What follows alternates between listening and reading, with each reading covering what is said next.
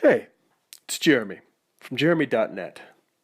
So, this piece is the wedding present that I was sketching out for my wife in a previous video, and I'll post a link in the video descriptions to that previous video. But I started working on this about a year after our wedding anniversary, and it's a painting that I am still working on, and that just is a testament to the patience of my wife and how supportive she is of me getting artwork done, because I wanted to get started on this because I was afraid I would never start if I just kept waiting. But once I got this first stage done and then a little bit of toning the canvas, then I had to put a lot of time into getting the first volume of Morningstar put together, getting some progress done on a few individual art pieces, making sure I keep moving forward on Morningstar issue 6. So this piece is a pretty big experiment, both in terms of just process and in terms of size, because this is the largest painting I have ever attempted. And I'm also experimenting in terms of the way that I'm transferring my sketch. I don't have a projector, and if I really needed one, if I were doing painting all the time, I would invest in getting a projector so I could project my sketch onto the canvas. But I really don't care for retracing my work to transfer it, whether I'm using a light box or a canvas, only because I find that no matter what, when I'm doing that transfer process, it never seems to come out quite the way that the original sketch did. I mean, that's a cross that I think most artists have to bear, is that when we do our sketches and our thumbnails, the final piece, it's hard to get that life into it. But even just doing the transfer sketches, I'm never as happy with them. So I intentionally went into this piece knowing that I was going to take my layout sketch and I was going to do it in proportion to the canvas, then enlarge it in Illustrator and print it out in tiles. Now, I don't know for sure whether you can tile prints in Photoshop. It's very likely you probably can. I didn't bother to even check just because I use Illustrator so much and I know that I know how to do it very quickly. So when I did my original sketch, I laid it out knowing that it was going to be split across 4 large canvases. So each one of these is an 18 by 24 canvas. So it's the whole thing is 36 by 48. So this is a pretty big painting, as you can see in comparison to me standing there.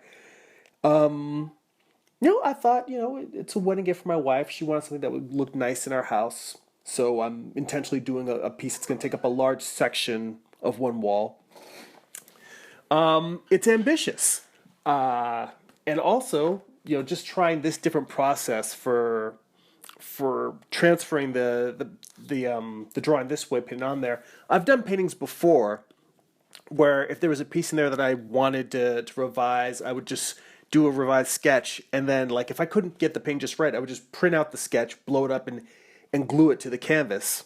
I'm using medium to glue it on there. I don't know if I mentioned that, but yeah. So I go through here with blue tape, and I'm printing all of them out. Like I had them all printed in order, so I could kind of figure out how to assemble it. Because I didn't want to make it more of a puzzle than it needed to be. So I'm taping them all on here in order, then going back with the medium and using that as a kind of a liquid glue to glue all the sheets onto the canvas. And yeah, I mean it's the fact that there's gaps in between each one. That's part of the process of tiling it in Illustrator, was that if I wanted to make sure that I had the overlap so that it would be seamless, that would have been a whole extra bit of having to trim each one of these. And I just thought to myself, you know what? I'll print it without having the extra material to trim for overlap. I just left off the overlap, and I thought, well, obviously, if I've got all these pieces here, I can fill in the gaps in between each of those little spaces. And the idea is that once I go in here and tone the canvas, which I've also started to do that process already, as I add each layer of tone and value and start coloring it, you'll stop being able to see these little seams in between each tile. So I'm hoping that that's how the whole thing will come out. We'll see.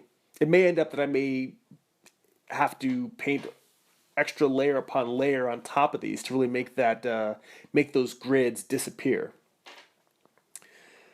And the medium that I was using here You can't really tell because the spotlights aren't shining. I have the camera angled so it's not directly behind me. A, so I wouldn't be standing as much in the way, but also B, so you wouldn't be getting a glare.